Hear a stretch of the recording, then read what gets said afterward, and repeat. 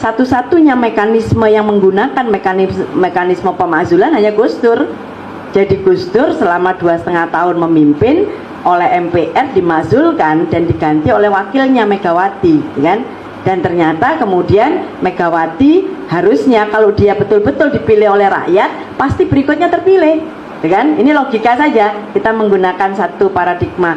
Kalau beliau itu memang dikehendaki oleh rakyat, 2,5 tahun menggantikan Gus Dur, logikanya setelah itu berhadapan dengan siapapun pasti terpilih karena dia incumbent, gitu kan? Tapi ternyata yang terpilih adalah SBY, dan SBY bisa. Kenapa SBY melenggang 10 tahun? Karena ketika zamannya Megawati, Undang-Undang Dasarnya sudah diubah. Mekanisme pemakzulan tidak lagi ke MPR, tapi mekanisme pemakzulan itu sudah menggunakan mekanisme MK, dengan jadi pendapat DPR, kemudian pendapat DPR itu disampaikan kepada MK, MK memberikan pendapatnya, nah kemudian diberikan kepada MPR, baru di situ ada sidang untuk pemakzulan presiden. Nah mekanisme ini terjadi pada saat Megawati, kan? Jadi Megawati ketika menjadi presiden, pasal ini diubah karena saya yakin beliau tidak ingin mengalami nasib sama seperti Gus Dur. Nah maka undang-undang dasarnya diubah di kala Megawati itu. Nah sekarang kalau kita lihat pemakzulan, kalau zaman SBY beliau menerapkan demokrasi itu secara baik, apa yang diamanatkan oleh reformasi. Tapi ketika zaman Jokowi ini, hukum dirusak, etika dirusak, dan etika kehidupan berbangsa bernegara saya kira dirusak oleh rezim yang 10 tahun ini berlangsung. Menurut saya, bahkan Prof. Jimli juga pernah mengatakan banyak jalan yang sebetulnya sudah bisa membawa presiden ini dimakzulkan.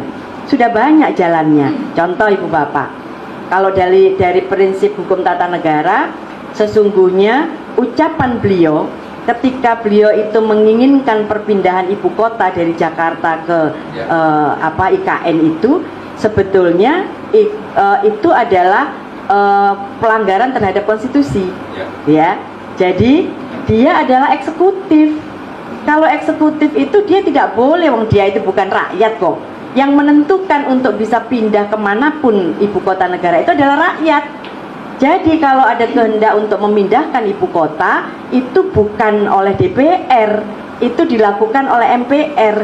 Dan MPR karena sekarang sudah bukan penjelmaan dari rakyat, MPR itu bukan penjelmaan sekarang. Kalau dulu MPR itu adalah penjelmaan seluruh rakyat Indonesia, sekarang bukan. MPR itu adalah lembaga negara yang anggotanya terdiri dari anggota DPR dan anggota DPD. Tidak ada sebutan dia adalah penjelmaan dari seluruh rakyat Indonesia. Maka ketika ada kehendak untuk memindahkan ibu kota, harus dimintakan persetujuan ke rakyat, gitu kan? Nah apa namanya? Referendum. Itu harusnya referendum. Nah mekanisme referendum itu ternyata sudah dihapus oleh reformasi yang kebablasan menurut saya. Jadi reformasi itu kemudian dihilangkan. Nah jadi ada inkonsistensi. Presidennya itu dipilih secara langsung, ya, seolah-olah ini rakyat, tetapi tidak ada mekanisme di mana rakyat ini harusnya ada mekanisme juga yang memposisikan rakyat ini juga ketika ada kesalahan rakyat juga bisa langsung, kan? Nah tidak ada sekarang itu mekanisme rakyat itu bisa meminta pertanggungjawaban langsung kepada presiden. Nah itu sama sekali tidak ada, sehingga menurut pendapat saya, apa yang dilakukan oleh Pak Jokowi sebagai presiden mengusulkan perpindahan ibu kota dan tiba-tiba diiyakan dalam sekejap mata tanpa ada analisis segala macam, kemudian tanpa ada meminta persetujuan rakyat, itu sudah salah satu jalan untuk pemakzulan, karena itu pengkhianatan kepada negara, melanggar undang-undang dasar. Itu yang untuk Ibu. Jadi itu sudah satu hal yang dari awal dulu saya sampaikan, ini sudah jalan yang bisa dilakukan. Yang kedua, kebijakan keuangan. Beliau itu eksekutif. Tidak bisa beliau kemudian mengeluarkan peraturan pemerintah pengganti undang-undang yang mengatakan boleh melanggar prinsip-prinsip keuangan negara. Nah itu sebetulnya pengkhianatan kepada Undang-Undang Dasar, karena sesungguhnya APBN itu harus mendapatkan persetujuan dari DPR. Tidak bisa kemudian Presiden serta-merta mengeluarkan Perpu dan itu uang untuk COVID segala macam, kita tidak tahu pertanggungjawabannya bagaimana. Nah ini sebetulnya itu sudah pengkhianatan kepada negara, yang itu juga adalah pintu masuk untuk di pemakzulan.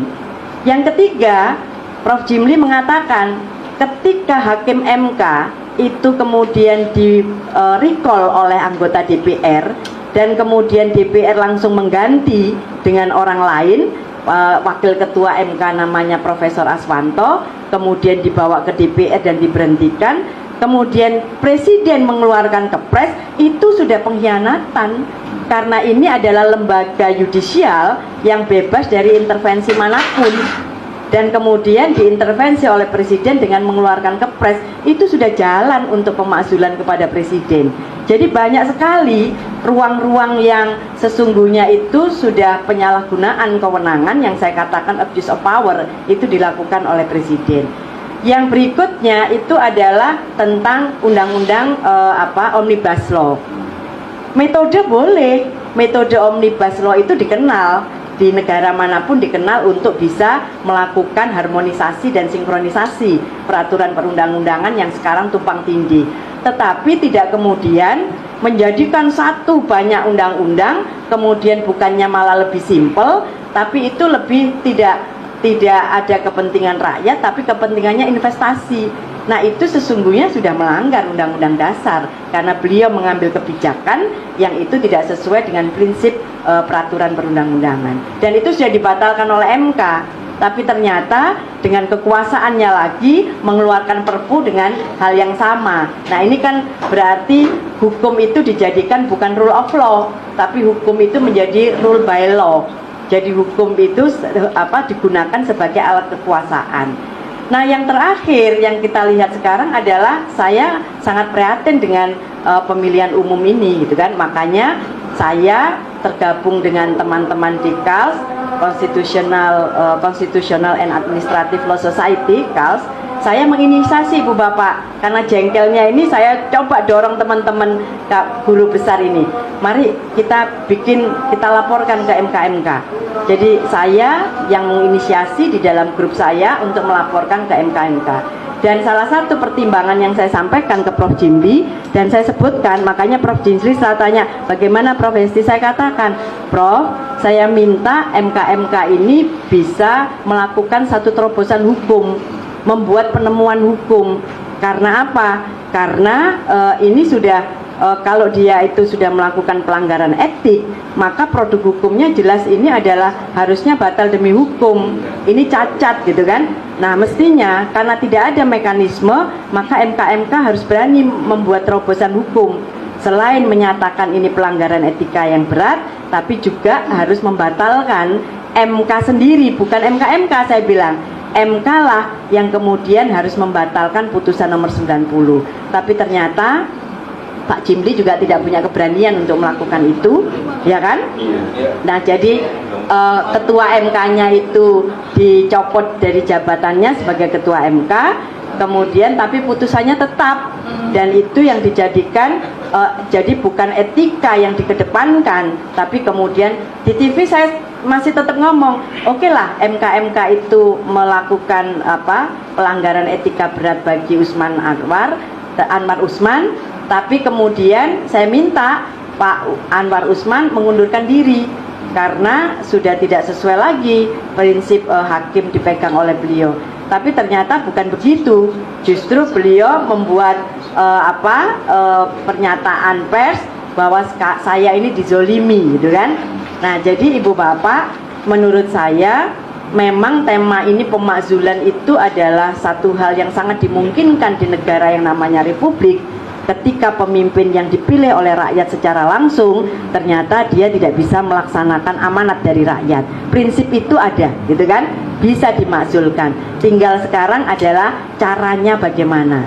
Kalau caranya itu kembali ke Undang-Undang Dasar atau kita mekanisme Undang-Undang Dasar, rasanya hopeless. Tidak mungkin kita bisa lakukan, karena MK sekarang isinya anggota MK-nya itu sudah makin tidak memiliki. Saya tanya ke teman-teman, ini kok hakim MK kok sudah kehilangan integritas.